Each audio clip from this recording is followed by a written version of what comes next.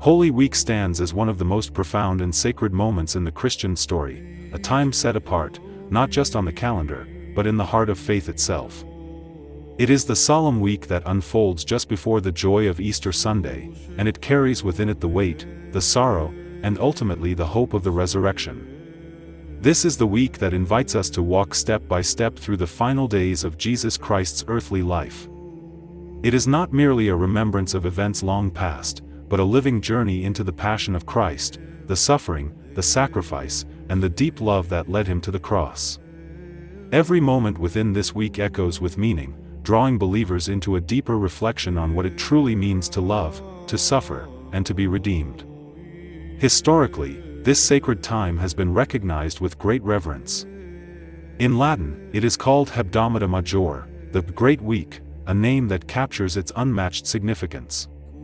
It is also known as Hebdomada Sancta, meaning the Holy Week, emphasizing its set-apart nature.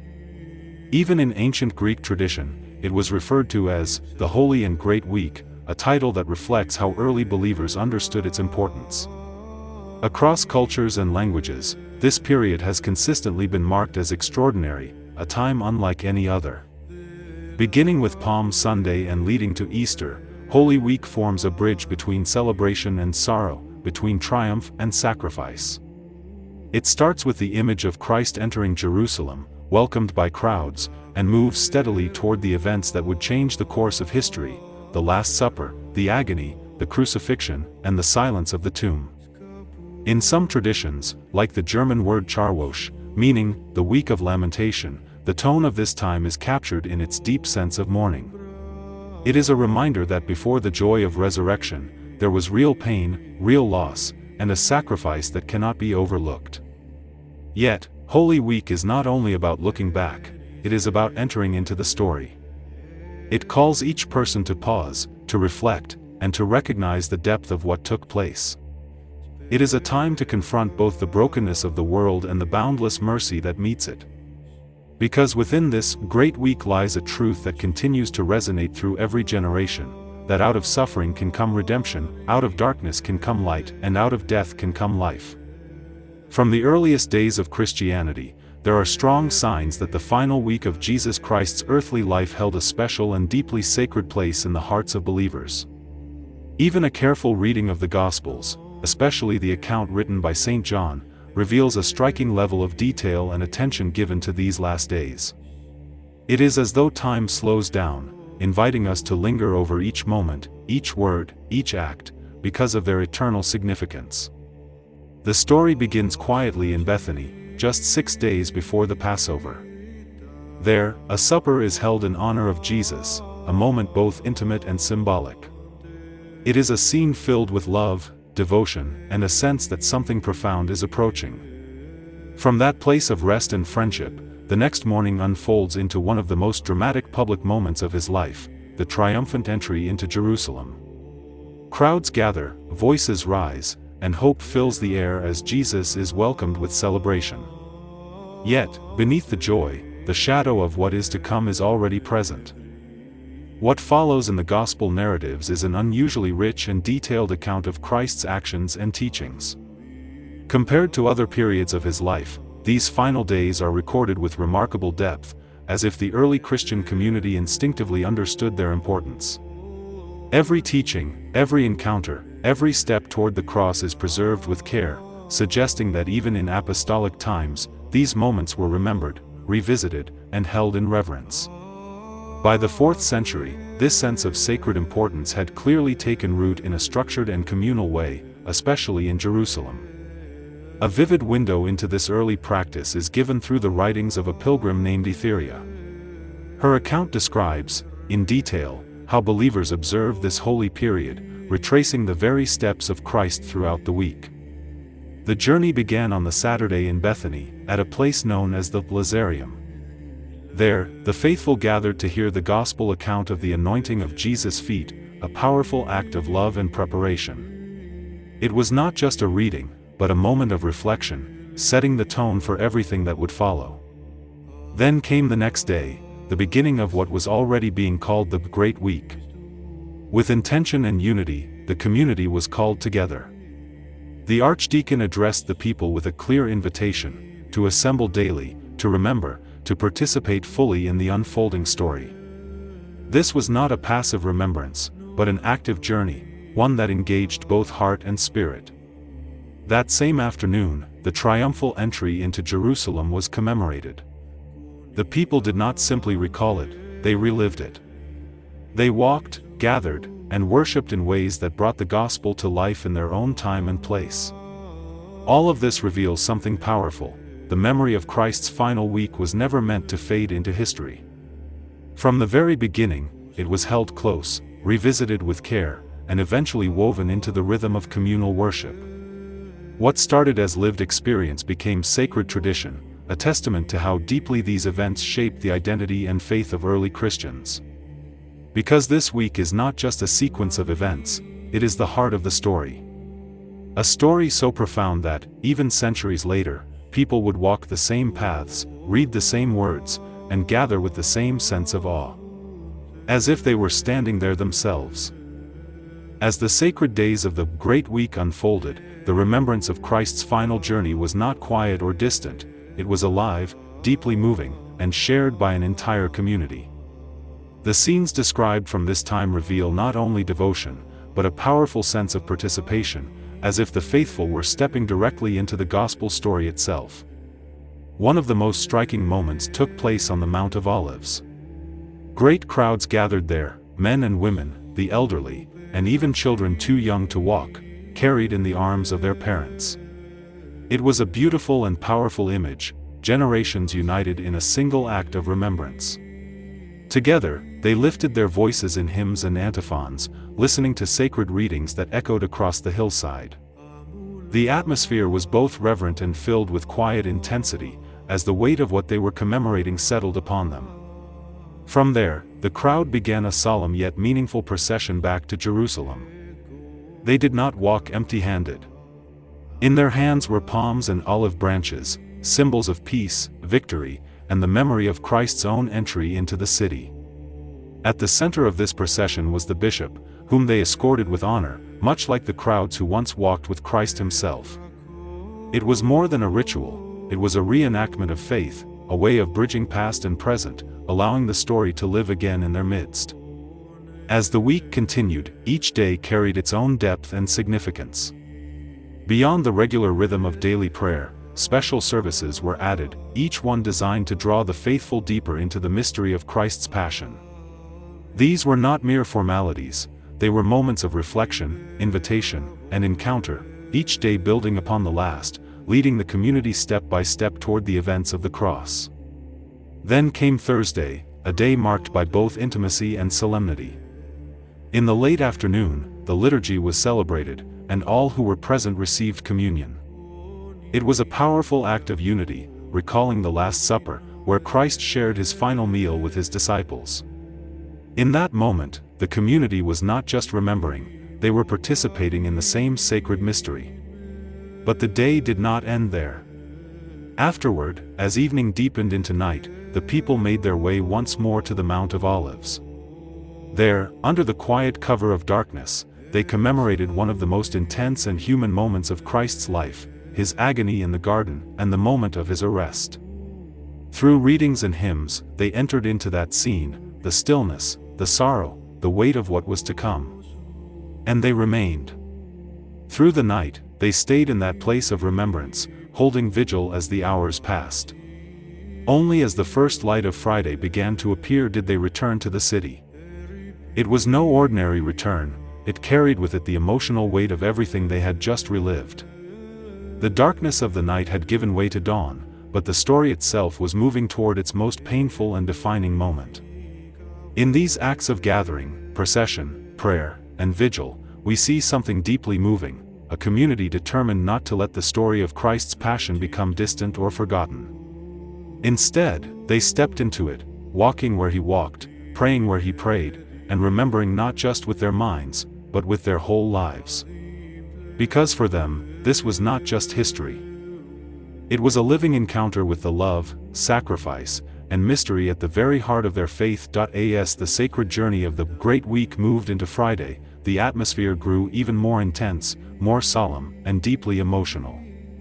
This was the day that stood at the very heart of the Christian story, the day of the Passion of Christ. From early morning, the city was filled with a sense of reverence and sorrow, as the faithful gathered again and again for a series of services that drew them ever closer to the reality of what had taken place. One of the most powerful moments came before midday, when the people assembled to venerate what they believed to be the very wood of the true cross, the instrument upon which Christ had been crucified. Alongside it was the title that had once been fastened above him. This was not a distant symbol to them, it was something tangible, something they could approach, see, and honor. As they came forward, one by one, there was a deep awareness that they were standing before a physical reminder of sacrifice, suffering, and immeasurable love. But the day did not pause there. As midday passed, another great service began, one that would last for 3 hours, mirroring the time Christ hung upon the cross. During this time, the Passion was commemorated in full, drawing the people into the final moments of his suffering. According to Etheria's account, the emotional weight of this service was overwhelming. The sorrow of the crowd could not be contained. Their grief poured out in sobs and lamentations so intense that they defied description. It was as though the boundary between past and present had disappeared, and the people were witnessing the crucifixion not as a memory, but as a reality unfolding before them. And yet, even in their exhaustion, physical, emotional, and spiritual, the devotion of the people did not fade. As night approached, a vigil was once again kept. Though many were weary from the long hours of prayer and mourning, the younger and stronger among the clergy, along with some of the faithful, remained awake. They held on through the silence and the darkness, keeping watch in a spirit of reverence and endurance.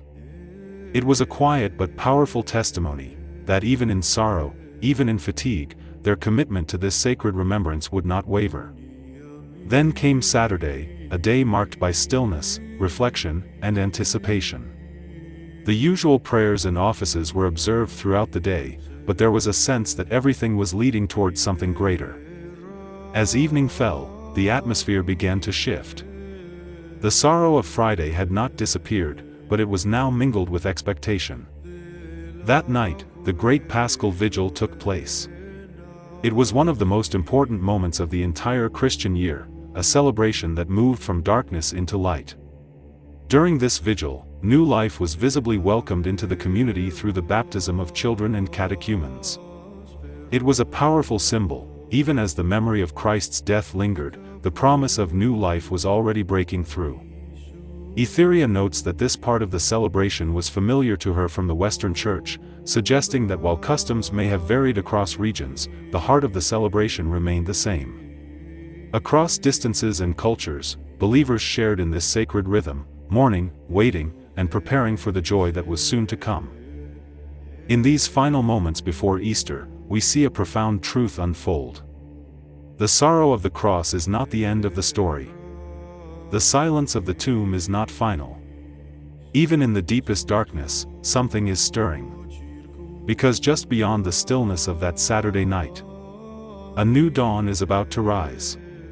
The account we have just explored, most likely dating back to around the year 388, offers something incredibly rare and valuable, a first-hand glimpse into how the earliest Christians lived out the mystery of Holy Week. This was not written from a distance or reconstructed from memory long after the fact. It came from a pilgrim, an eyewitness, someone who walked the streets, attended the services, and carefully observed every detail. Through her words, we are able to step into a world where faith was not only believed, but vividly experienced.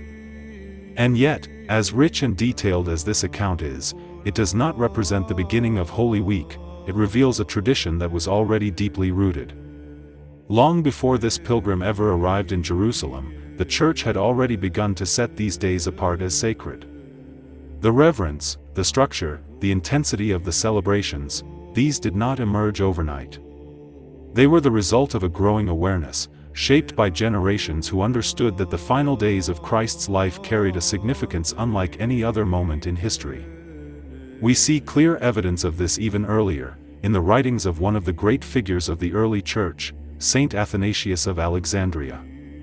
Writing as far back as the year 329, he speaks of a period of deep fasting observed by believers in the days leading up to Easter. He describes these as 6 holy and great days, a time marked not by routine, but by intentional sacrifice, reflection, and spiritual focus. But what makes his words even more fascinating is the meaning he attaches to these days. He refers to them as a symbol of creation itself. This idea opens a deeper layer of understanding. Just as the world was created in 6 days, these 6 days before Easter were seen as a kind of spiritual recreation, a time when something new was being formed. It suggests that Holy Week was not only about remembering Christ's suffering, but about participating in a process of renewal. A journey from brokenness to restoration. From darkness to light.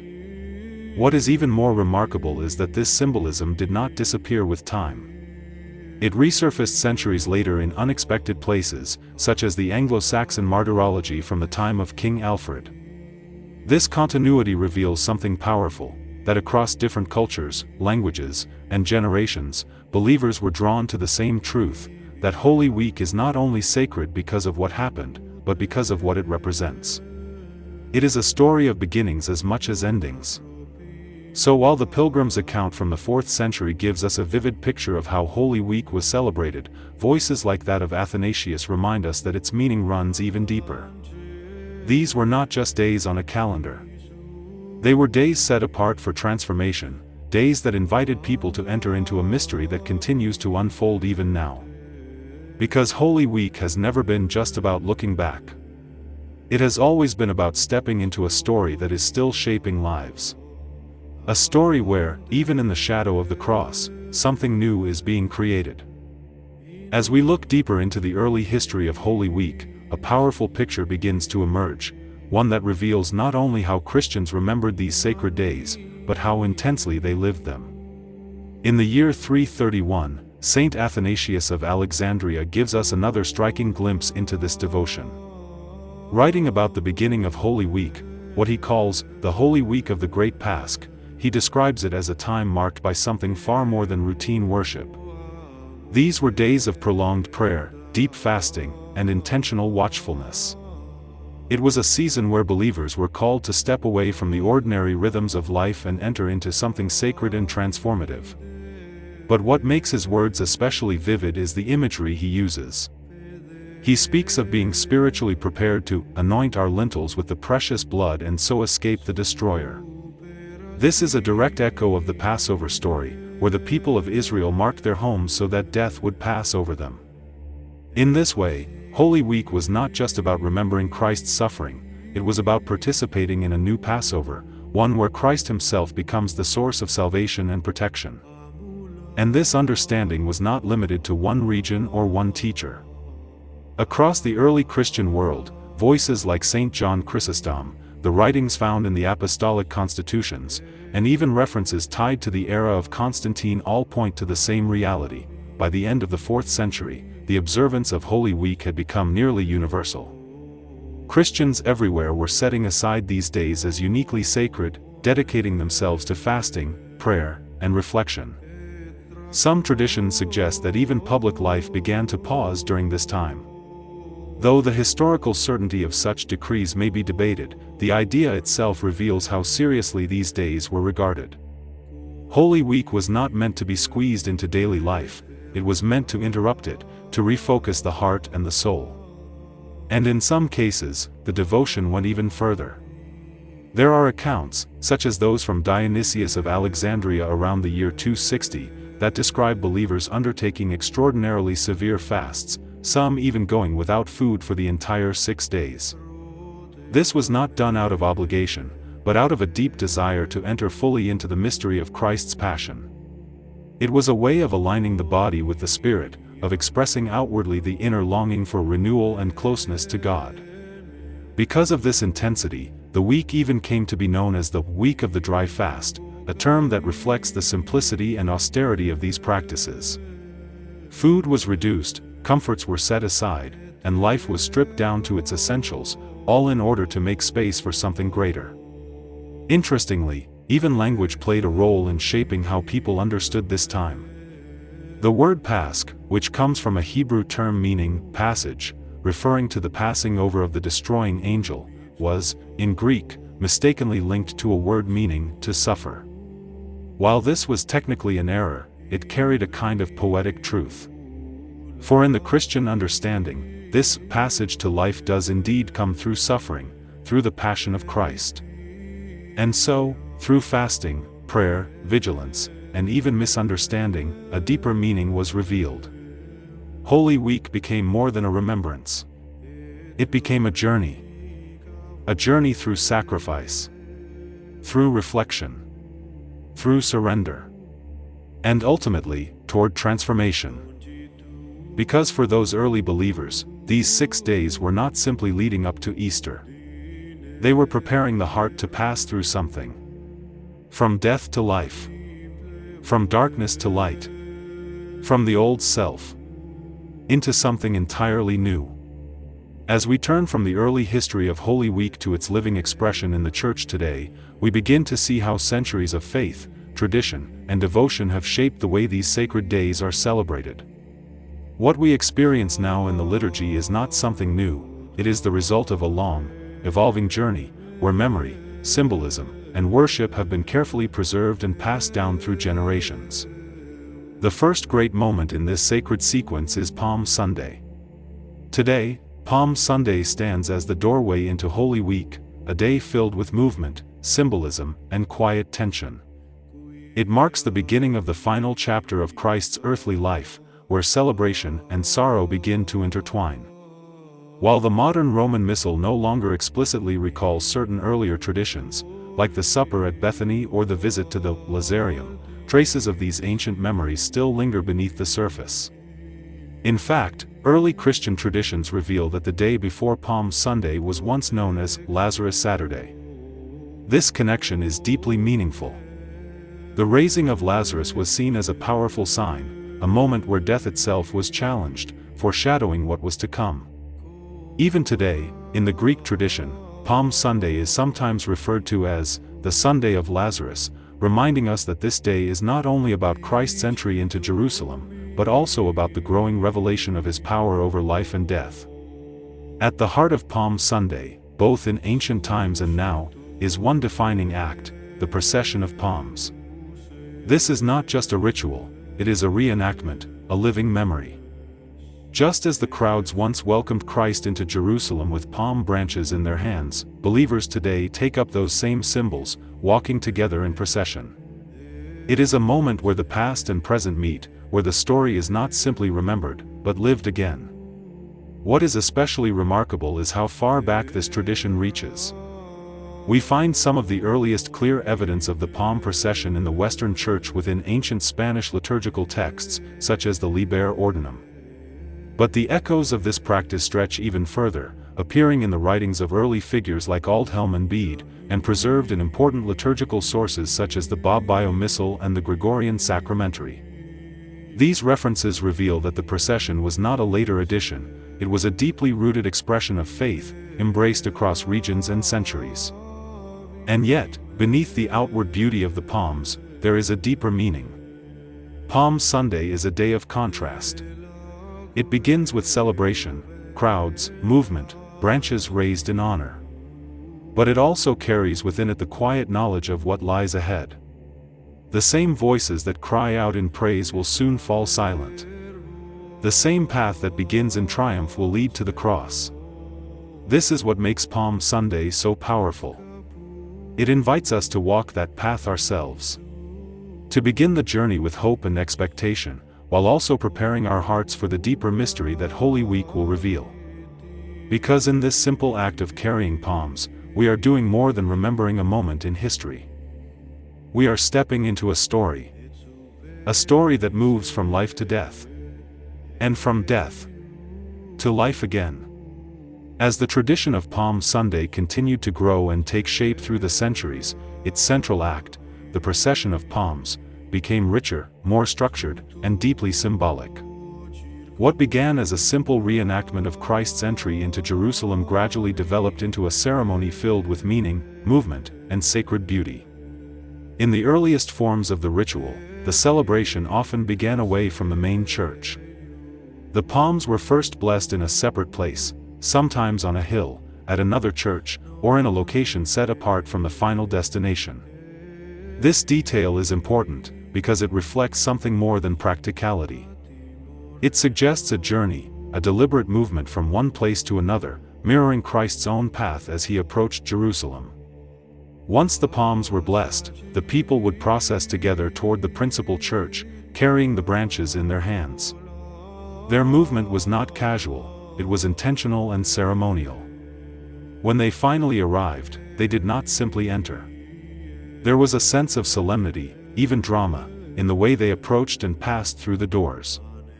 Only after this meaningful entrance would the solemn Mass be celebrated. Scholars, such as Canon Calwert, have suggested that this entire structure is more than a later invention.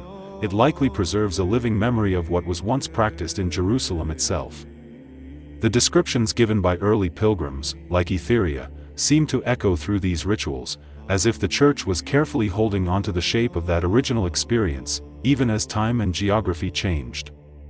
As the centuries passed, particularly during the Middle Ages, the form of the procession began to shift. Instead of traveling long distances, communities adapted the ritual to their local surroundings. A new custom emerged: the procession would pause at a station in the churchyard, often centered around a cross.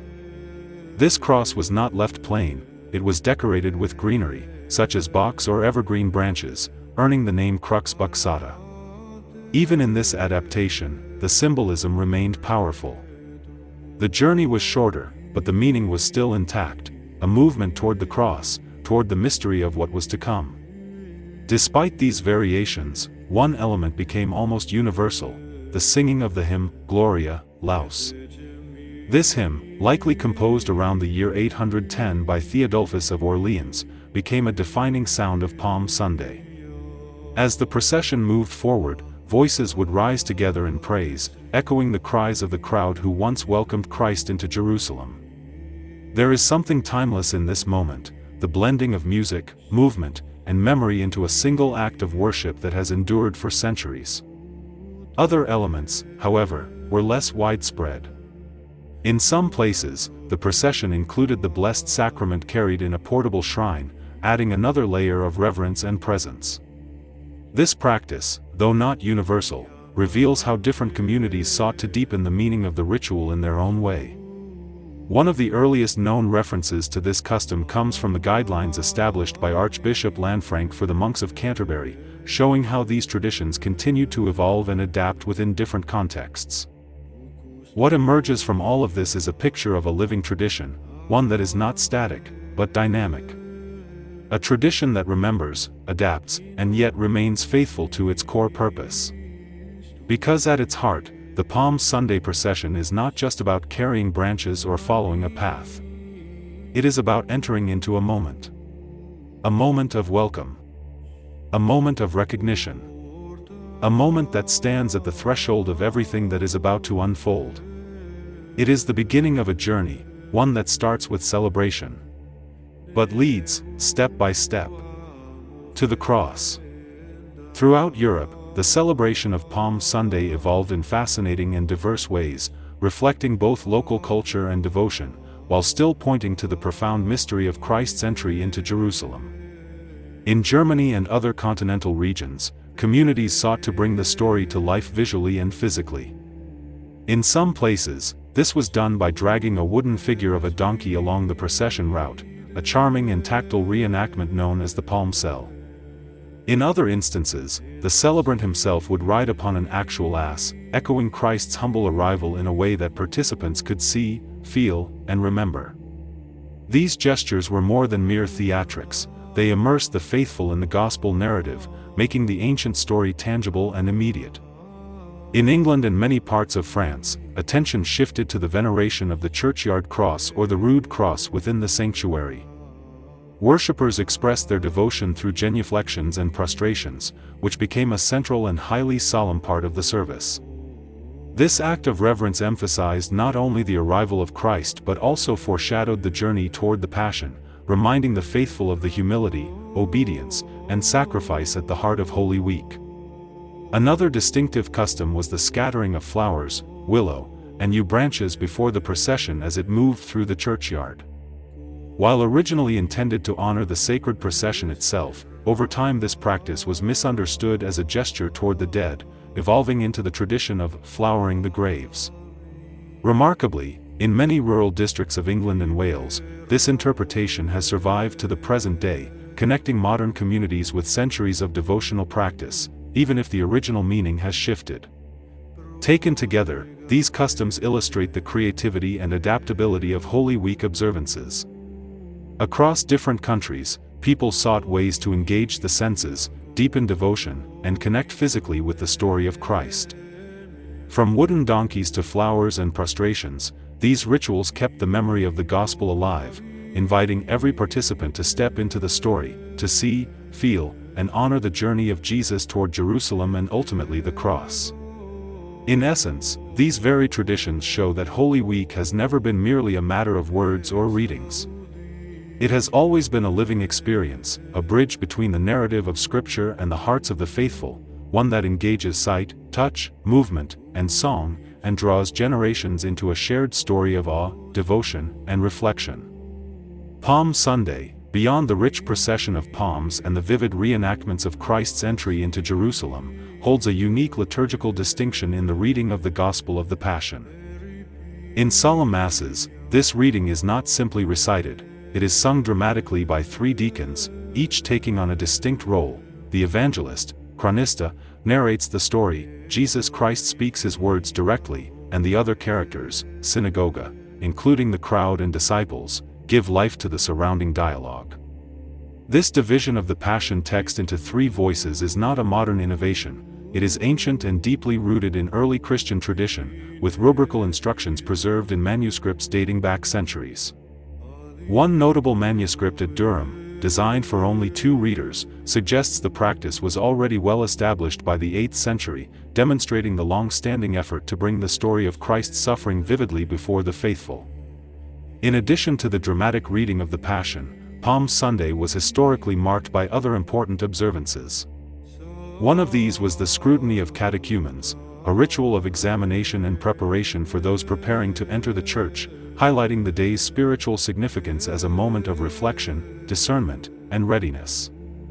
Furthermore, Palm Sunday sometimes carried the title Dominica Indulgentiae, reflecting a temporary relaxation of penance, offering a grace-filled space of mercy and encouragement to the faithful as they entered the most sacred week of the Christian calendar.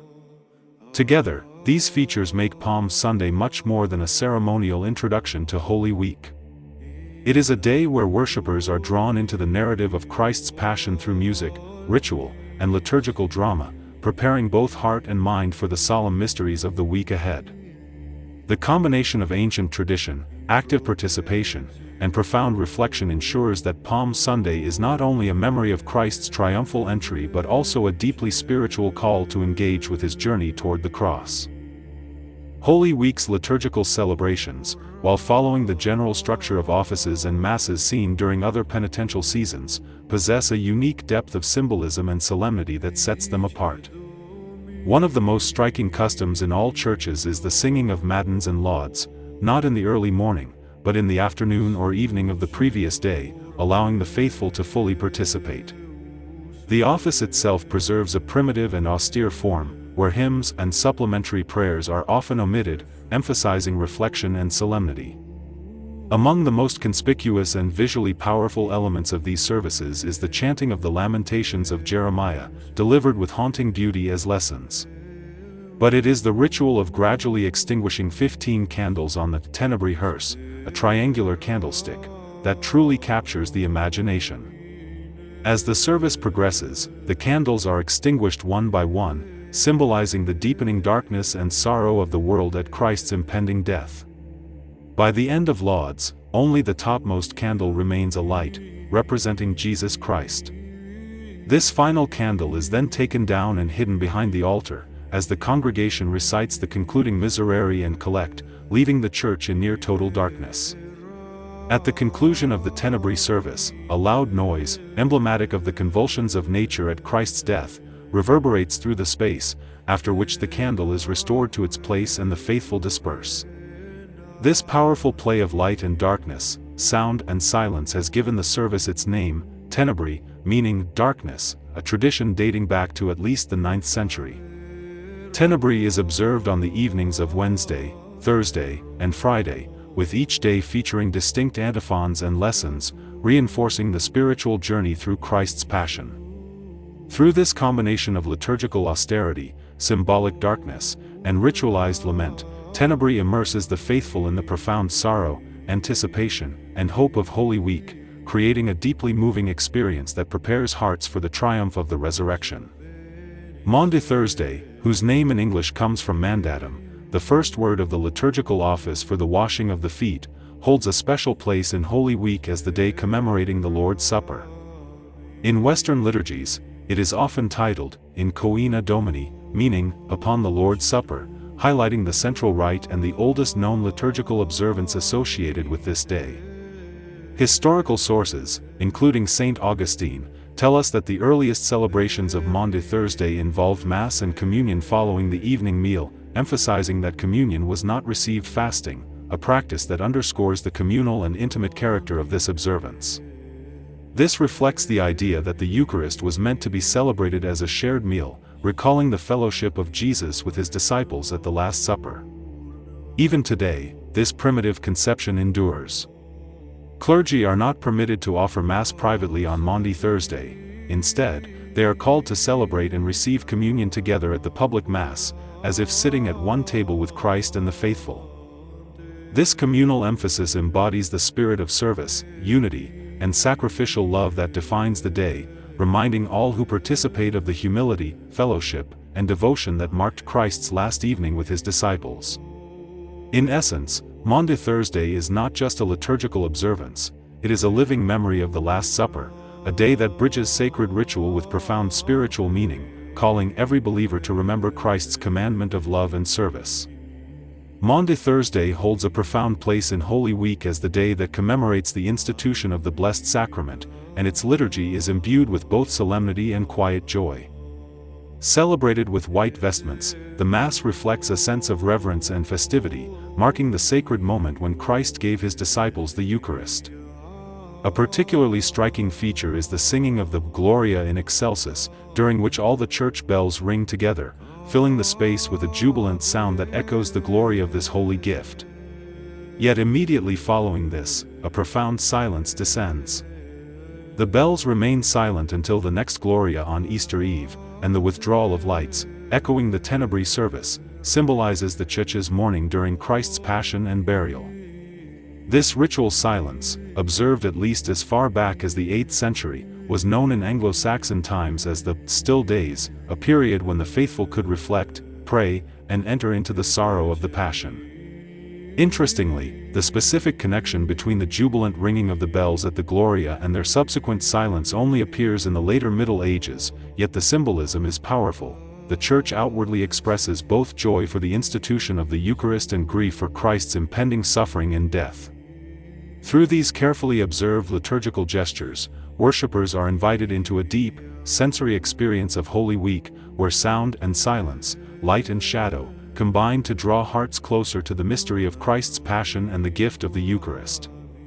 In essence, the Maundy Thursday liturgy is both a celebration and a meditation, a joyful recognition of Christ's gift and a solemn remembrance of his sacrifice, inviting every participant to enter into the spiritual rhythm of Holy Week.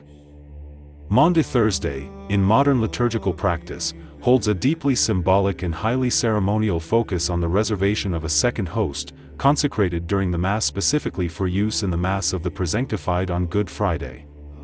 This sacred host is borne in solemn procession to the altar of repose, a specially prepared space adorned with flowers and a profusion of candles, creating an atmosphere of reverent beauty and reflection. During this procession, the faithful are accompanied by the stirring hymn Pange Lingua Gloriosi Corporis Mysterium, which beautifully honors the mystery of Christ's body and the Eucharist. The act of consecrating an additional host for reservation is an ancient practice, rooted in the earliest centuries of the Church, demonstrating the careful preparation and devotion given to the Eucharist. However, the elaborate ceremonial elements surrounding the altar of repose, its decoration, the procession, and the hymns, are of comparatively later medieval origin, reflecting centuries of evolving devotion and liturgical artistry. Interestingly, this practice parallels the honor shown to the Easter sepulchre in the later Middle Ages, where the Blessed Sacrament was kept from Friday until at least Saturday evening, symbolically imitating Christ's repose in the tomb. For this purpose, a third host was often consecrated on Thursday to ensure the continuity of this sacred ritual. Evidence from the Gelasian sacramentary, likely reflecting 7th century liturgical use, even provides for 3 separate masses on Maundy Thursday, highlighting the centrality and reverence of this day in the life of the Church. In essence, Maundy Thursday weaves together ancient devotion, medieval ceremonial richness, and profound theological symbolism, inviting the faithful into a tangible experience of Christ's presence, his sacrificial love, and the mystery of his body, as they enter into the solemn yet hopeful journey of Holy Week. Maundy Thursday has long been a day rich in liturgical depth and multiple sacred functions, each carrying profound spiritual significance for the faithful. One of the key observances historically associated with this day was the Order of the Reconciliation of Penitents, a ritual that emphasized confession, penance, and the restoration of those seeking forgiveness. This practice remained a prominent feature of Maundy Thursday for centuries and continues to be preserved in the Pontificale Romanum, reminding us of the Church's enduring call to repentance and reconciliation. A second important Mass celebrated on this day was the Mass of the Blessing of the Holy Oils, which remains a central rite in every cathedral to this day. This ceremony emphasizes the sacred anointing of the faithful, particularly in the sacraments of baptism, confirmation, and the anointing of the sick, symbolizing God's healing presence, protection, and empowerment. Finally, Maundy Thursday has always been closely associated with the Maundy service, the washing of the feet, commemorating Christ's humble act of service during the Last Supper. This act serves as a powerful reminder of love, humility, and reparation, illustrating that true leadership and holiness are found in selfless service to others. The day is further marked by the stripping and washing of the altars, symbolizing the preparation for Christ's passion and the emptying of the world of its false securities, leaving the faithful to contemplate the solemnity of his suffering. In essence, Maundy Thursday combines penitential reflection, sacred blessing, humble service, and ritual symbolism, offering the faithful a multi-layered encounter with Christ's love, sacrifice, and call to holiness. It is a day that invites deep participation, reflection, and transformation, drawing the Church into the heart of the Triduum. Good Friday stands as one of the most solemn and deeply moving days in the Christian liturgical calendar, combining ancient traditions, powerful symbolism, and profound acts of devotion. The modern celebration of Good Friday brings together a number of separate yet deeply interconnected features, each with its own historical roots and spiritual significance. The day typically begins with the reading of 3 sets of lessons, followed by the bidding prayers. This sequence likely originates from a very ancient form of aliturgical service, that is, a service without Mass, traces of which survive most clearly in the Gallican and Ambrosian rites. The inclusion of the full Passion according to St. John in the Gospel reading is largely incidental, a choice that has become traditional, but the essential purpose is to draw the faithful into the contemplation of Christ's suffering and the magnitude of his sacrifice.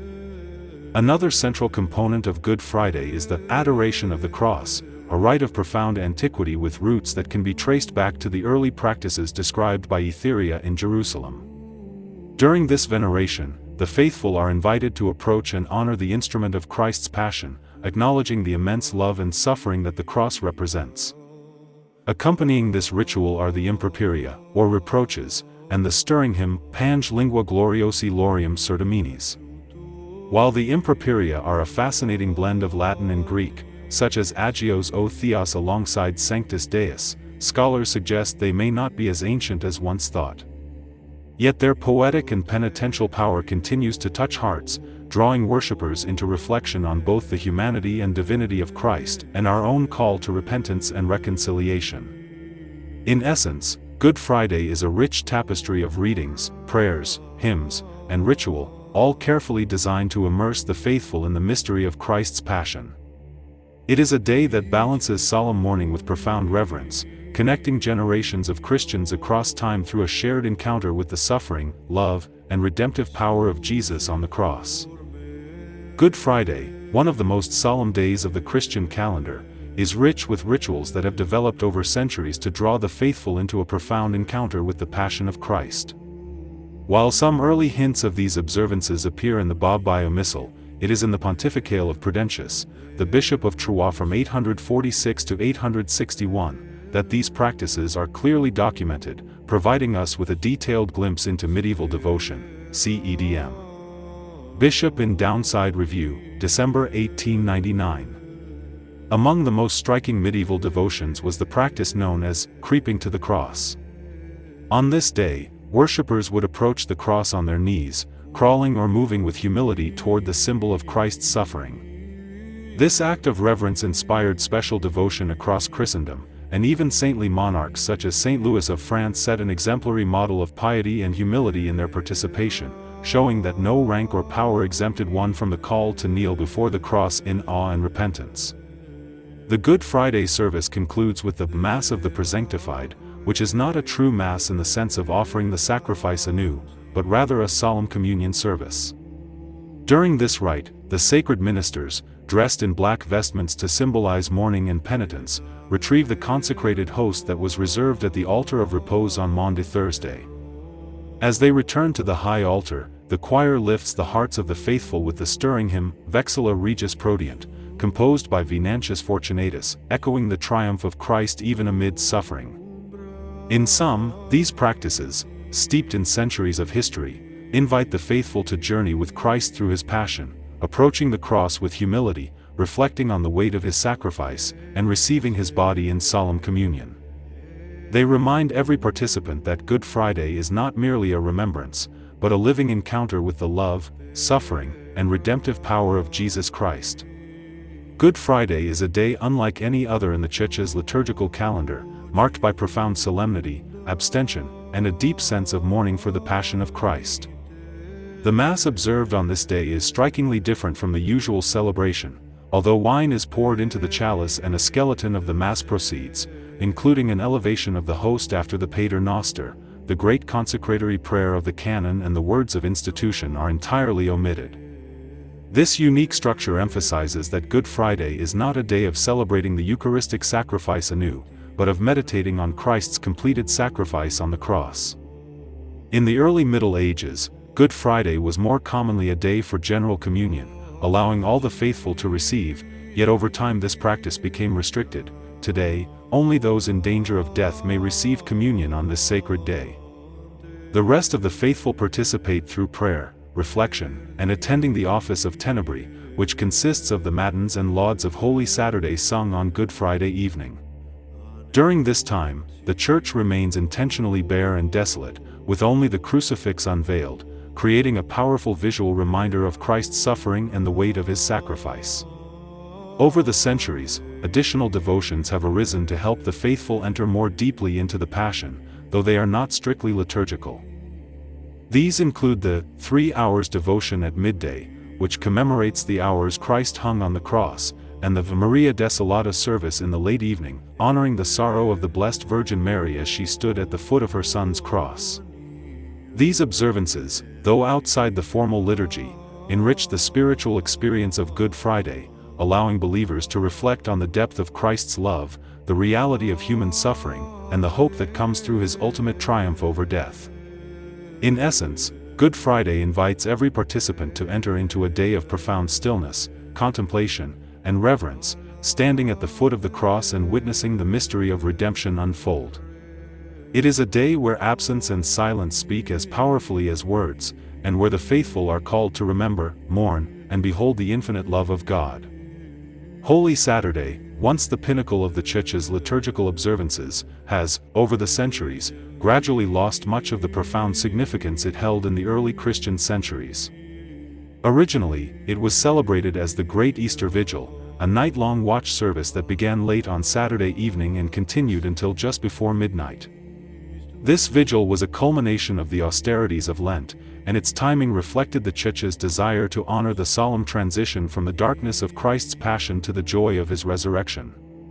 Even today, the brevity of the Easter Mass and Easter Matin serves as a subtle memorial to the fatigue of those who kept vigil through the night, marking a continuity with the early Christian devotion to this sacred observance. A central feature of the original service was the consecration of the new fire, which symbolized the triumph of light over darkness and life over death. From this fire, the Paschal candle was lit, a profound ritual that not only illuminated the church but also signified the glory of the resurrection, turning night into day in a vivid spiritual metaphor. These ancient practices, already celebrated during the time of Emperor Constantine, were accompanied by prayers explicitly referring to Holy Saturday as this most holy night, emphasizing its unique place in the liturgical calendar. However, over time, a practical shift occurred. The hour of celebration was advanced, often moving into the morning, which inadvertently diminished the original solemnity and contemplative power of the vigil. Conducting the service hours before the natural beginning of the night vigil created a subtle incongruity, separating the faithful from the immersive experience intended by the early Christians, a night spent in anticipation, prayer, and reflection on the mystery of Christ's triumph over death. In essence, Holy Saturday is a bridge between mourning and joy, darkness and light, death and resurrection. Though modern schedules may shorten or add just the timing, the rituals, lighting the new fire, blessing the Paschal candle, and the prayers of the Mass, still carry echoes of the early Church's devotion, reminding the faithful of the spiritual journey from the shadows of the Passion to the radiant promise of Easter morning. It is a night meant to awaken awe, reflection, and a deep sense of the miraculous power of God's saving grace. The rituals of Holy Saturday, particularly the obtaining and blessing of the new fire, have deep and fascinating origins, possibly tracing back to Celtic or even pre-Christian pagan practices, later incorporated into the Gallican Church by the 8th century. This rite symbolized the triumph of light over darkness, a vivid and tangible expression of the spiritual transition from death to life, and it became a central element in the Easter Vigil. Another remarkable feature of the Vigil is the Preconium Paschale, known by its opening word as the Exsultet. This magnificent hymn of praise, traditionally sung by the deacon, likely originated as an improvised proclamation of the resurrection, and its roots may extend as far back as the time of Saint Jerome or even earlier. The Exsultet combines theological depth, poetic beauty, and ceremonial grandeur, announcing the joy of Easter and the wonder of God's saving work.